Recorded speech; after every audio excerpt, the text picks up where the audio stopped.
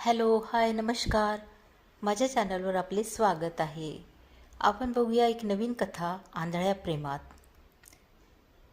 चला तर मग ऐकूया. तो रोज ऑफिसमध्ये जाताना सकाळी 9:30-10च्या सुमारास बस स्टॉपवर उभी असलेली ती सुंदर नाजूकशी मुलगी तिच्याशी नजरानजर व्हायची. असे बरेच दिवस चालत राहिले.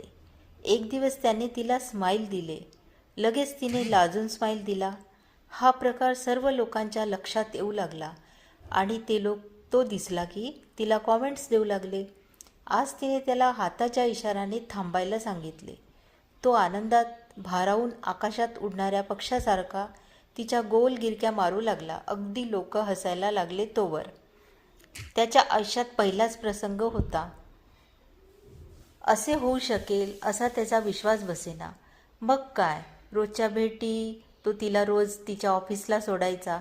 हळूहळू त्यांच्यात प्रेम होऊ लागले. कधीकधी खूप रात्रीपर्यंत कॅफेत तर कधी पबमध्ये असायचे. जणू काही प्रेमाची नशा चढली दोघांना.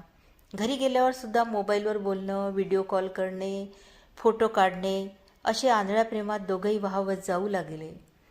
तुम्हाला ही सुरुवात कशी वाटली नक्की कळवा. आपण भेटूया लवकरच पुढच्या भागात.